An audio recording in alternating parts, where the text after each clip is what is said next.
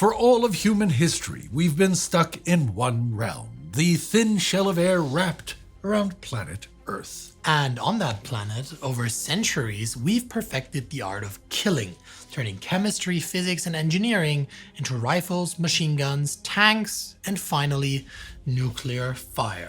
By the 1950s, that same genius gives us rockets that can carry a warhead across an ocean or a satellite into orbit. The line between exploration and annihilation vanishes in a blink. The road to space isn't some clean break from our bloody past. It's built on the same launch pads we designed to erase cities. And contrary to popular belief, it is not the US-imported German Nazi Wernher von Braun and NASA that take the first shot at true travel into space. It's a much more humble figure, Sergei Korolev, a victim of Stalin's terror toiling in secrecy at the head of the Soviet rocket program for the very regime that only recently tortured him in their gulags.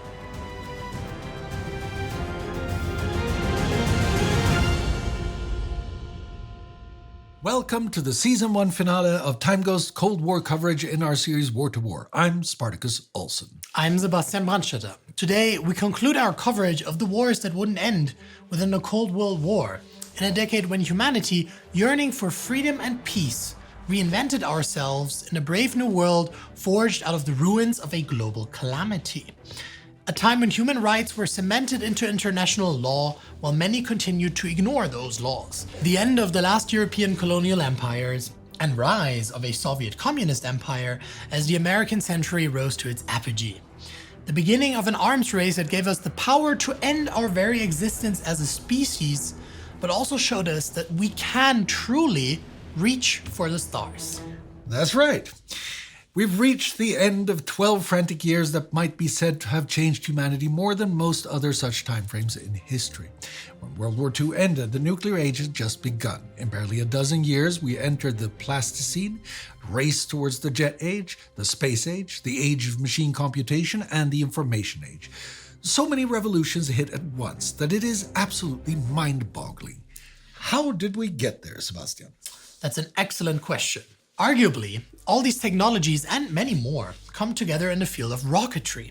Having witnessed the Nazi wonder weapon V2, impressive, terrifying, but not war-deciding, planners on both sides of the new Cold War divide grasp its real promise.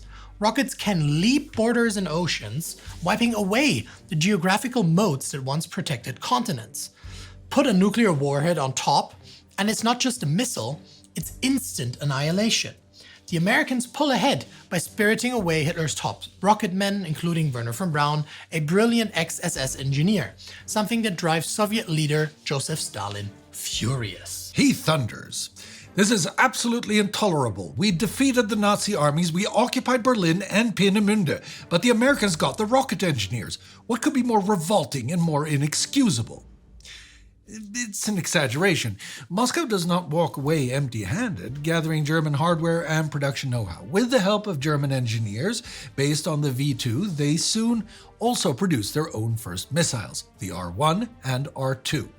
But these are short-range rockets woefully inadequate for what matters amidst the rapidly escalating nuclear arms race, a delivery vehicle for atomic strikes at the very heart of the North American continent. Essential to the Soviets, as contrary to the myth of the bomber gap, they are far, far behind the US in the development of intercontinental bombers. So they push to win the next step in the race to mutual assured destruction, building the first true intercontinental ballistic missile, the first ICBM. Hitler's terror weapon has become Moscow's template and Washington's too, for machines that can obliterate cities an ocean away, or push humanity's first satellites, and soon people, into space. While it is von Braun who will get most of the credit for bringing humanity into space, the actual man who turns von Braun's wartime ghost into spacefaring metal spends the war not in a lab, but in the Gulag system. On the 27th of June 1938, Sergei Korolev is arrested within Stalin's Great Purges for alleged sabotage in a new field of technology and belonging to an anti-Soviet underground counter-revolutionary organization. He later comments, I was bluntly accused of sabotaging research and new technology. I could not imagine a more absurd and incredible charge because the development of this new technology was the cause of my life and the work I loved. Tortured into a confession, he is sent to the Kolymya goldfields, the most brutal and cruel part of the Gulag system. There he digs for gold, loses half of his teeth from scurvy, and carries away a huge scar on his head from beatings. A fellow prisoner remembers simply, he looked terrible. He was emaciated and exhausted. As the needs of the war begin to take precedence even over Stalin's paranoid suppression of intellect, Korolev is transferred into prison design bureaus, sharashkas, to work on aircraft and rocket engines personally approved by Stalin. In 1944, he's released and later fully rehabilitated, but by his own admission will never fully recover from his prison ordeal, suffering lifelong post-traumatic stress disorders. In any case, Korolev returns to a world about to be transformed by Hiroshima and Nagasaki. He is drafted into the Red Army as a jet engineer, but in 1946, when Stalin orders the creation of a Soviet rocket program, Korolev is appointed as chief designer of ballistic missiles. By the early 1950s, as both sides grope towards a nuclear deterrent, Korolev argues that to meet these significantly greater tasks, the USSR needs a range on the order of 8,000 kilometers, an intercontinental missile aimed at its number one enemy, the United States. Then, the architects of destruction deliver an even deadlier and more devastating payload, a thermonuclear device, the hydrogen bomb. That creates a problem for Korolev. Those are significantly heavier, and the Soviet design especially so. Early Soviet H-bombs are bulky, and the leadership demands that the new missile must now carry between 5.5 and 6 tons. Design itself is difficult, but worse, Soviet supporting technology is not yet advanced enough to build a single engine that powerful. So Korolev adopts the packet concept, 5 missile units in one, feeding 32 combustion chambers in parallel. Western observers later sneer at the giant as a sign of primitivism, but its brute force gives it unsurpassed lifting power. A machine conceived to lob a multi-ton H-bomb onto the American continent is, almost as a side effect, becoming the only rocket on Earth capable of entering space to place an artificial satellite and soon perhaps a human being into orbit. For Korolev, that isn't an afterthought. Since 1930, he has been obsessed with the idea of space travel and space exploration, and since the late 1940s has followed studies on using clustered rockets to reach orbit and try to interest colleagues, even capture Germans, in schemes to fly to the moon. He sees the future ICBM, the R-7, as a Trojan horse, a weapon that will bring humans to space.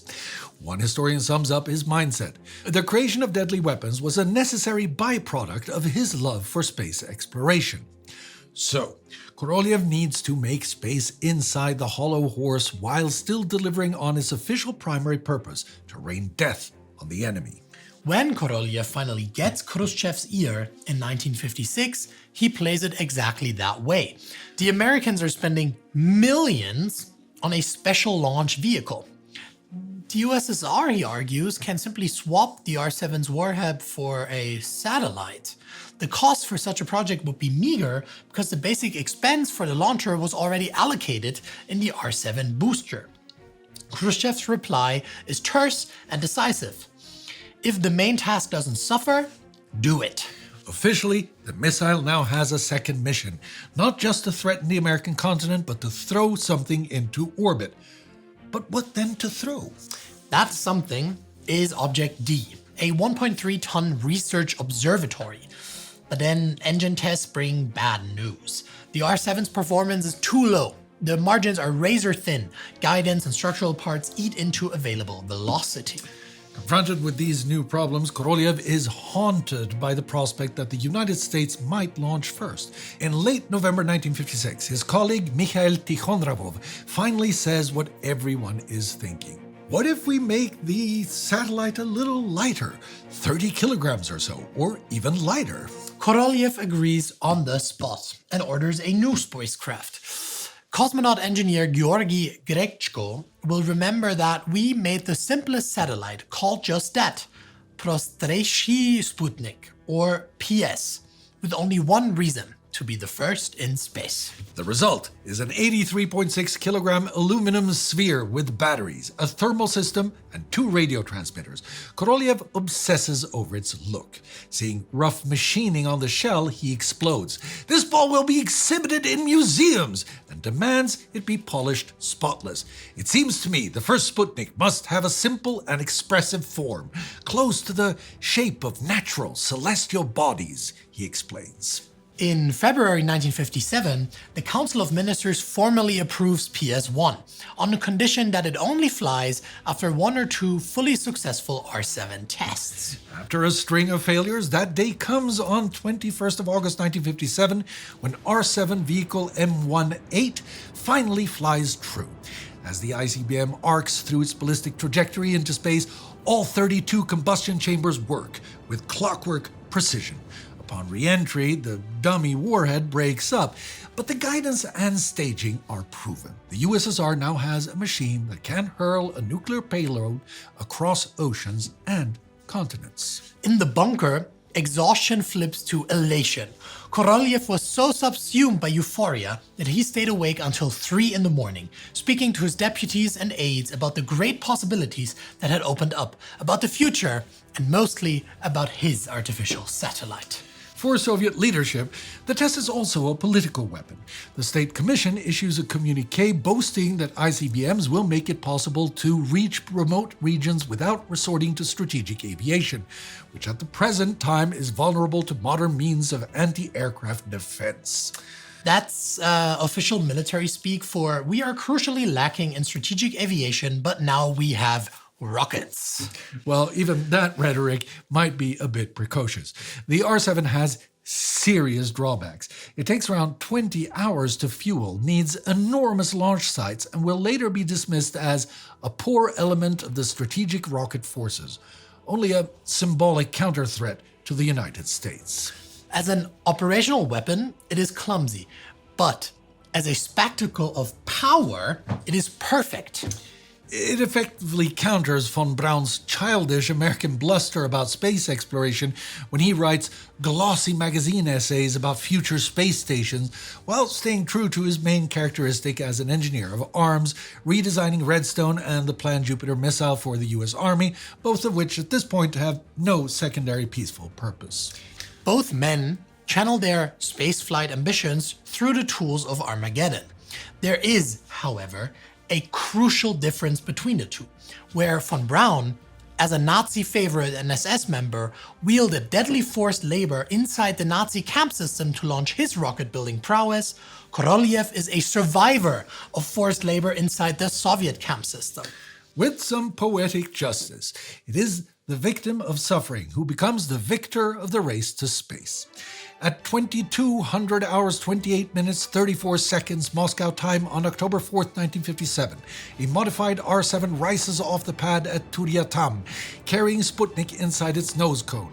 A minor glitch cuts the engines off 1 second early, but the satellite still reaches orbit. Good thing they cut down the weight by 1.2 tons. Thereby, Korolev and his team have done it. For the first time, a human-made object is circling the Earth. Back on Earth, after the first tracking report, Korolev stops the cheers. Hold off on the celebrations. Let's judge the signals for ourselves when the satellite comes back after its first orbit. 96 minutes later, the control room fills with the thin of the 2 transmitters. This time, the men hug and shout, "Hurrah!" And Korolev exclaims, "I've been waiting all my life for this day." In contrast, the first Pravda report is a small, dry note buried under other headlines, calmly announcing that in accordance with the International Geophysical Year, a satellite has been launched into orbit. No names, no boasting, just a Sputnik, a fellow traveler. But within days, as the global cataclysmic reaction becomes obvious, Pravda's tone flips to Soviet patriotic pride in all caps. World's first artificial satellite of Earth created in Soviet nation. Korolev's Trojan horse itself in August remained an unspoken event. Its silver spherical payload and its tiny beeps now put a spotlight on the terrible, deadly potential of its delivery vehicle and the fact that while Washington has none, Moscow has some. In Soviet rhetoric, it is quickly woven into the ideological fabric of the Cold War. The freed and conscientious labor of the people of the new socialist society turns even the most daring of mankind's dreams into reality. Even Khrushchev, initially unusually subdued, soon talks of a new era of missiles that will demonstrate the advantages of socialism in actual practice. Mao Zedong hails Sputnik as a great turning point. From now on, the west wind will not prevail over the east wind. The east wind would surely prevail over the west wind. And across Africa and Asia, many commentators echo that line, reading the beeping sphere as proof that socialism, not capitalism, is the future. In Washington, Eisenhower's public line is icy calm. His press secretary says the launch did not come as any surprise, and later the president shrugs that the Soviets have merely put one small ball in the air that does not rouse my apprehensions, not one iota. Privately, though, and perhaps to some surprise, he welcomes Sputnik as a precedent of freedom of space. You see, by letting a Soviet satellite overfly the continental United States without protest, he quietly locks in the legal norm he needs for future American reconnaissance satellites to cross Soviet territory from orbit. Others are far less relaxed. Military planners and senators read Sputnik as a dire sign of Soviet nuclear capability. For instance, Senator Richard Russell warns that if the Soviets can launch a moon, they can deliver a death-dealing warhead onto a predetermined target almost anywhere on the Earth's surface. Meanwhile, resident Nazi scientist von Braun tells Democratic Senate leader Lyndon B. Johnson, LBJ, that he believes Moscow could already place a hydrogen warhead on Washington. The old bomber gap suddenly feels irrelevant. The new fear is a catastrophic missile gap. Organized labor and civil rights activist Walter Reuter calls Sputnik a bloodless Pearl Harbor. For ordinary Americans, the beeps picked up at Riverhead, New York, and rebroadcast nationwide are a steady reminder that something Soviet is circling overhead every 96 minutes. Standing on a Texas country road, LBJ looks up and feels that the sky now seemed almost alien. Newspapers across Europe talk of a devastating blow to the prestige of the United States. And just as with the earlier bomber gap, embellishment follows with great success. Khrushchev talks as if missiles are rolling off like sausages off a production line. But in reality, the colossal R-7 is already a technological dinosaur. Cryogenic, taking hours to fuel and deployed only in tiny numbers, there will only be 4 operational ICBM launchers in the Soviet Union by 1960. What the Soviets really have is a head start in brute propulsion, a giant rocket that can throw heavy payloads into space, not a mass-produced strategic missile force. That means that in practice, the missile gap runs the other way. In practice, the United States is already ahead in the technologies that matter for usable deterrence: miniaturized warheads, inertial guidance, and the first solid fuel missiles that can sit ready in silos. Historians later consign the missile gap, like the bomber gap before it, to the limbo of synthetic issues. Washington races to close a gap that mostly exists in rhetoric and worst-case estimates, not in the missile fields. Nonetheless, for Americans, something fundamental has changed. For the first time since 1814, the U.S. homeland lies under direct foreign threat. The geography of oceans has stopped being a shield.